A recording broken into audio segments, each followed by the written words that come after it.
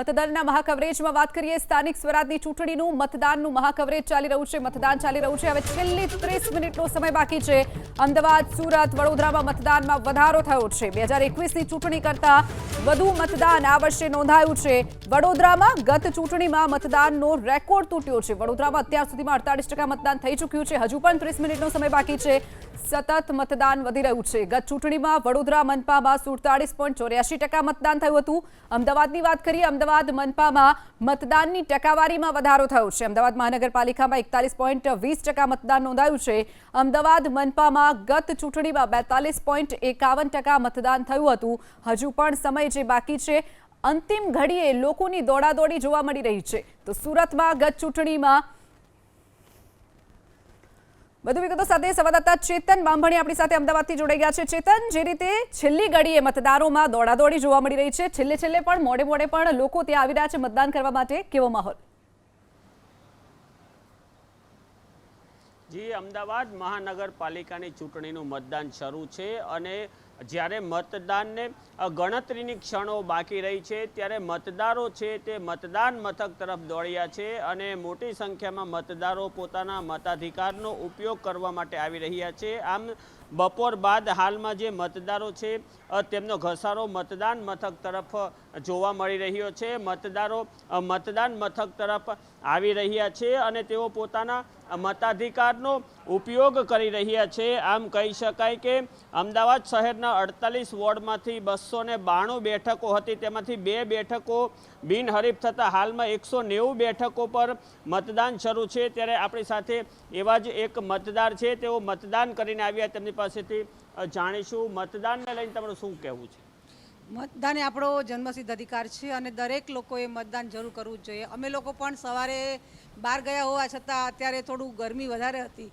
પણ તો એમ થયું કે ના ભલે ગરમી હોય પણ આપણે આપણો અધિકાર તો અવશ્ય કરવો જ જોઈએ આપણે મતાધિકાર આપણો લેવો જ જોઈએ એટલે અમે એકદમ હવે છેલ્લી ઘડીએ પણ એકદમ ભાગતા આટલી ગરમીમાં પણ અમે દોડીને અહીંયા આવીને અમને મતદાન કર્યું છે આગામી 5 વર્ષમાં અમદાવાદ શહેરનો કેવો વિકાસ થવો જોઈએ તમારું શું માનવું છે કેવી તમને સુવિધાઓ મળવી જોઈએ અમદાવાદનો વિકાસ તો ખૂબ 5 વર્ષ પહેલાં જે હતું એના કરતાં અત્યારે ખૂબ સારો વિકાસ થઈ રહ્યો છે અને આગળ પણ મને લાગે છે કે હજુ બહુ સારો વિકાસ થશે મેટ્રો આવી ગઈ છે અને હજુ પણ મેટ્રો પણ ઘણી જગ્યાએ ઘણી દૂર સુધી જશે અને બુલેટ ટ્રેન પણ આવી રહી છે અને આજુબાજુ આપણે જોઈએ તો બધા બ્રિજો અને આ તે બધું બહુ ઘણો વિકાસ તો ખૂબ જ સારો થયો છે અને આ જે અમારા જે સિલજ વિસ્તારમાં પણ વિકાસ તો ખૂબ સારો છે અને હજુ પણ જો નર્મદાનું પાણી પણ અમારે જે રહીએ છીએ એ બધી સોસાયટીઓ સુધી પહોંચે તો ખૂબ સારું કહેવાય કે સારો વિકાસ છે અને વિકાસ તો છે જ દેખાય ચોમાસામાં ખાસ કરીને સિલજ બોપલ સહિતના વિસ્તારમાં પાણીની સમસ્યા હોય છે સમસ્યા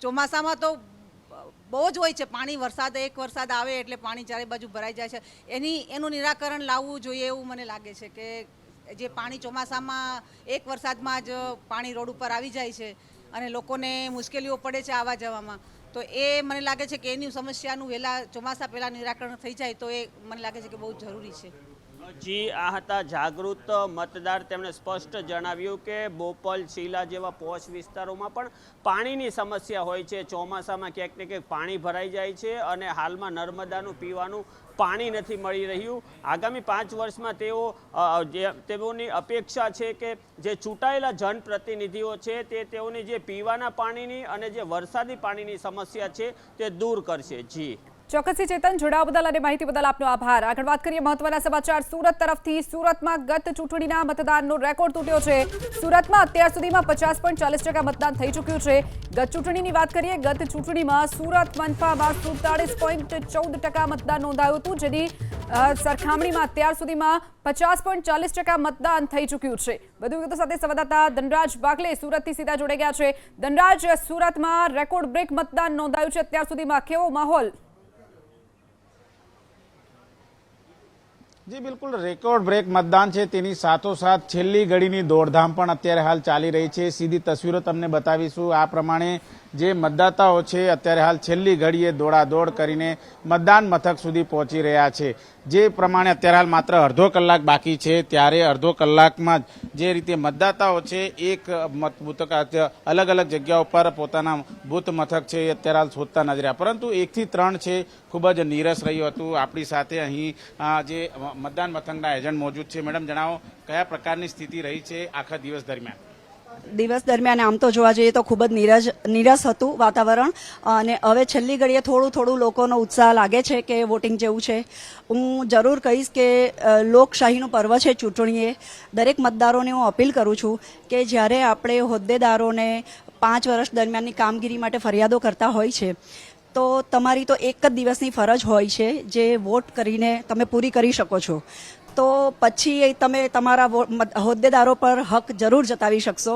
તો હું હજુ પણ જે મતદાતાઓ બાકી છે તેમને સ્ટ્રોંગ અપીલ કરીશ કે આવો અને મતદાન કરી જાઓ, અને તમારા હોદ્દેદાર તમને 5 વર્ષ સાચવશે. આજનો દિવસ તમે તમારા ઉમેદવારોને સાચવો એવી અપીલ કરું છું.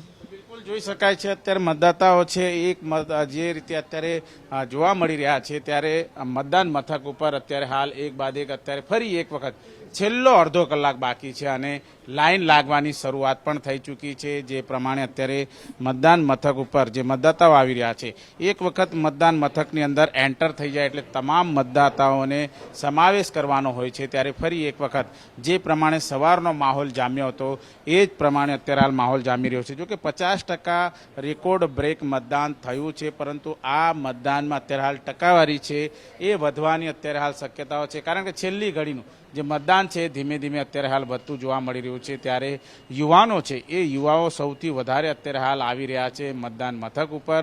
છેલ્લી ઘડીની દોડધામ છે, છેલ્લી ઘડીની દોડાદોડી છે, અને દોડાદોડી વચ્ચે અત્યારે હાલ ફરી એક વખત જે રીતે મતદાન છે તેની શરૂઆત છે એ અત્યારે થઈ ચૂકી છે. અલગ અલગ મુદ્દાઓને ધ્યાનમાં રાખીને અત્યારે હાલ મતદાતાઓ છે એ મતદાન કરી રહ્યા છે. આ તસવીરો તમને જોઈ શકો છો. અત્યારે આ જે રીતે બૂથ ખાલી ખામ હતો 15 મિનિટ પહેલા, ફરીથી એક વખત અત્યારે હાલ આ જે લાઈન છે એ લાગવાની શરૂઆત છે એ થઈ ચૂકી છે, અને ફરી એક વખત જે મતદાન મથક ઉપર જે રીતે મતદાતાઓ ઉમટી રહ્યા છે, ત્યારે એક બાદ એક તમામ જગ્યા ઉપર અત્યારે હાલ તસવીરો છે અત્યારે જોવા મળી રહી છે. કયા પ્રકારનું મતદાન છે, કેટલા ઉત્સાહિત છે લોકો, એના વિશે જાણકારી મેળવીશું. આપ જણાવો કેટલા ઉત્સાહિત છે? ઉત્સાહી તો ઘણા, કારણ કે નરેન્દ્ર મોદી જોઈએ છે એટલે ભાજપ સરકાર તો અમને બધે જ જોઈએ. એસએમસી હોય, ગુજરાત હોય, ઇન્ડિયા હોય, નરેન્દ્ર મોદી આપણને જોઈએ એટલે ભાજપ સરકાર બધે જ જોઈએ.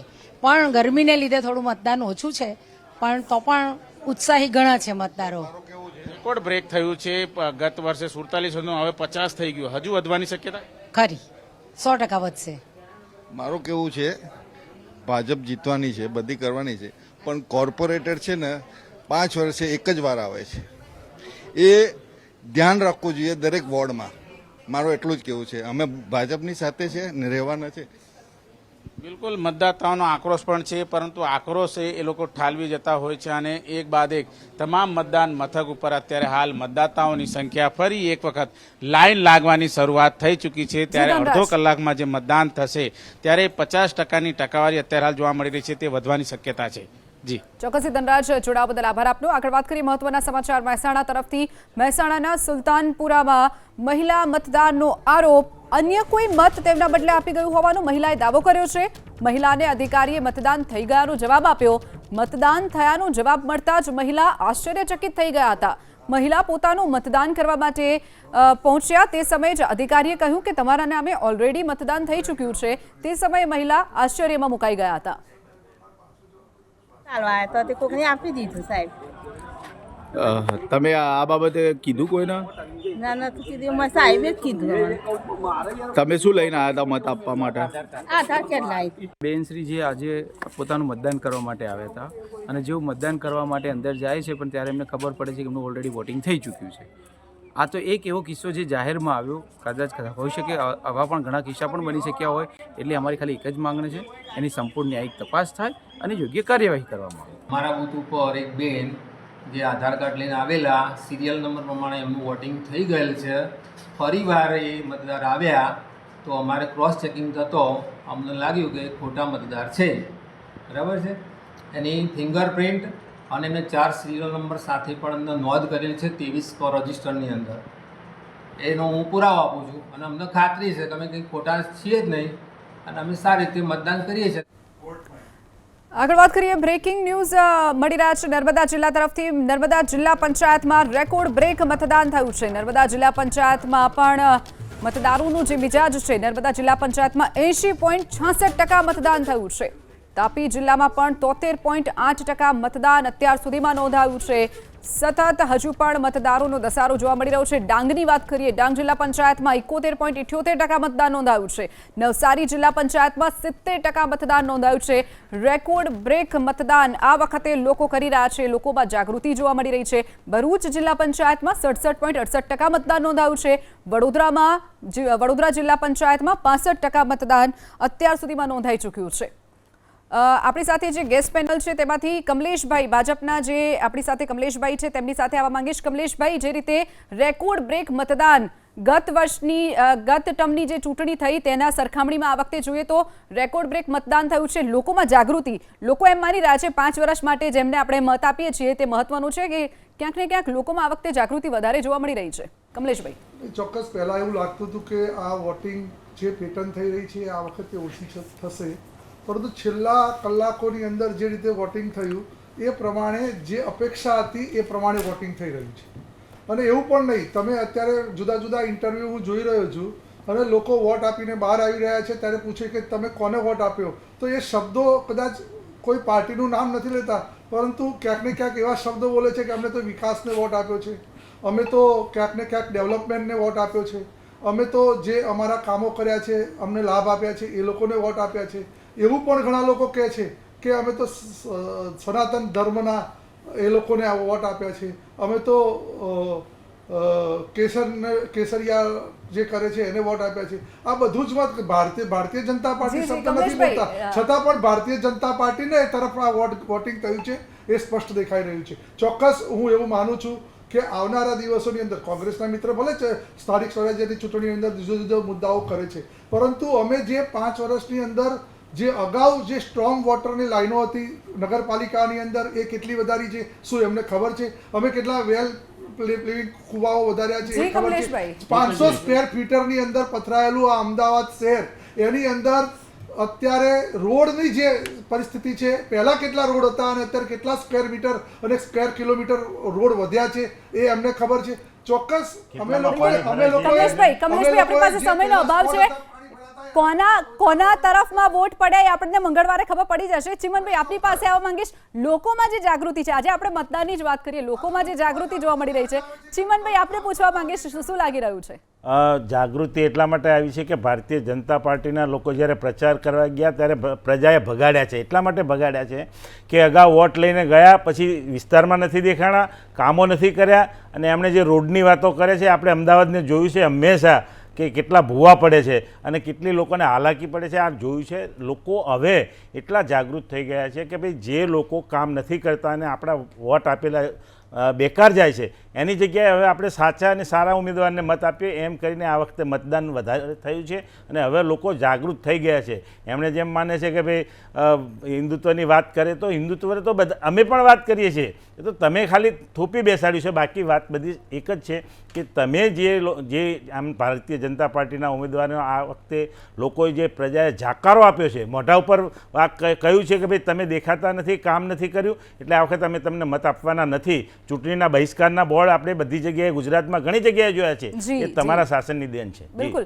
આપણી સાથે રાજકીય વિશ્લેષક વિશાલભાઈ પણ છે. વિશાલભાઈ, જે રીતનો મતદારોનો મૂડ આ વખતે લાગી રહ્યો છે, યુવાઓમાં પણ ભારે ઉત્સાહ છે મતદાન કરવાને લઈને, હવે લોકોને ખબર પડી રહી છે એક વોટની કિંમત શું છે, અને અંતિમ ઘડીએ પણ અત્યારે આપણે જોયું કે ટકાવારી સતત વધી રહી છે, બદલાઈ રહી છે.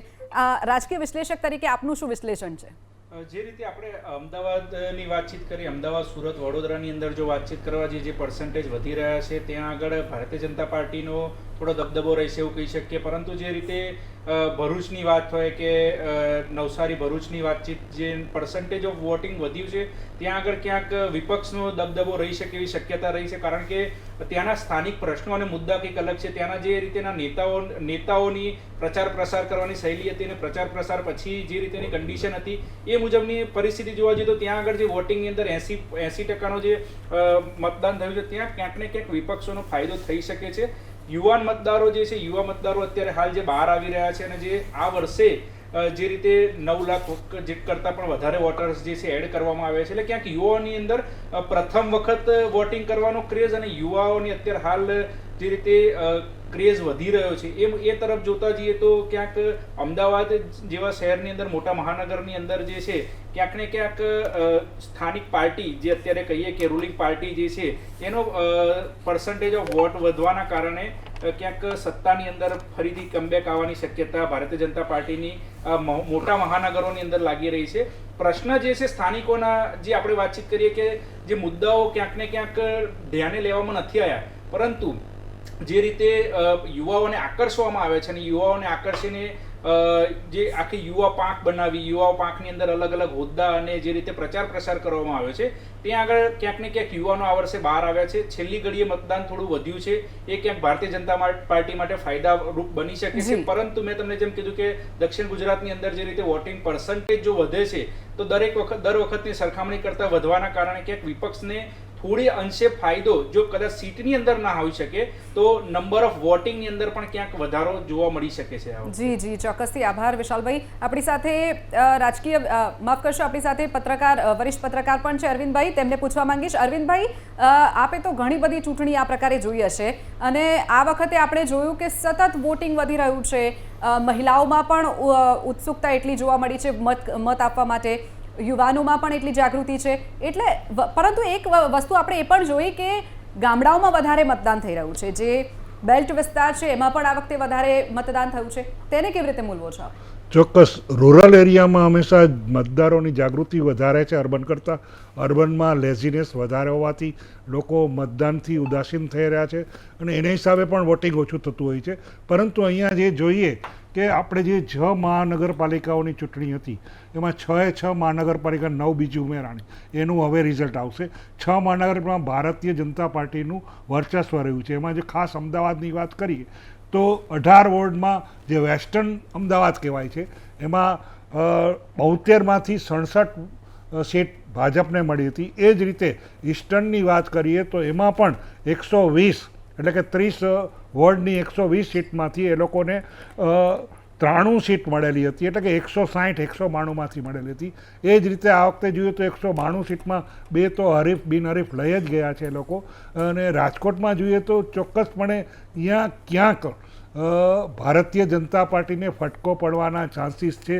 ખાસ કરીને ત્યાં અમુક વિસ્તાર છે, ખાલી ગયા વખતની કરીએ ચૂંટણી તો અહીંયા 72માંથી ખાલી 4 જ કોંગ્રેસના હતા, 68 જ સીટ ભાજપને મળેલી હતી. તો આ વખતે જોઈએ તો કદાચ એમાં ઘટાડો થવાની શક્યતાઓ પૂરેપૂરી છે.